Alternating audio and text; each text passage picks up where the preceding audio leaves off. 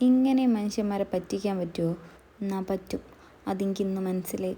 ഞാനൊരു YouTube video കണ്ട് ഒരു മന്തി ഉണ്ടാക്കാൻ പുറപ്പെട്ടേനു. ഈ മീൻ കണ്ടപ്പോൾ എനിക്ക് യാതൊരുവിധ പ്രശ്നവും തോന്നിയില്ല. അയാളും എന്നോട് പറഞ്ഞു നല്ല മീനാണ്, ഒരു പ്രശ്നവുമില്ലാന്ന്. മീൻ കേക്ക് വൃത്തിയാക്കിയപ്പോൾ ഒന്നും യാതൊരുവിധ സ്മെല്ലും ഇല്ലായിരുന്നു.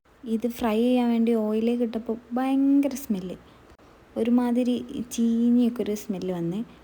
ഞാൻ വിചാരിച്ച എന്താ വെച്ചാൽ മുളക് പൊടി മഞ്ഞൾപ്പൊടിയും നല്ലല്ലോ ഇട്ടത്, അതുകൊണ്ടായിരിക്കുമെന്ന്. ഞാൻ പറ്റിക്കപ്പെട്ടതാണ്.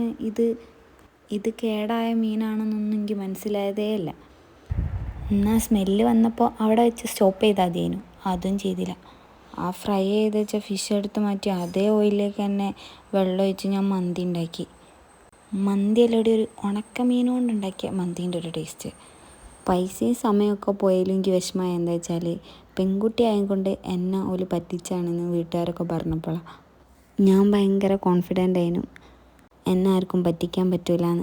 ഇന്നത്തോടെ ആ കാര്യത്തിലൊരു തീരുമാനമായി. നമ്മളെ പറ്റിക്കാൻ ഒരുപാട് ആൾക്കാർ റെഡിയായി നിൽക്കുന്നുണ്ടാവും. നമ്മൾ ഭയങ്കര കെയർഫുള്ളായിട്ട് ഓരോ കാര്യങ്ങളും ചെയ്യുക.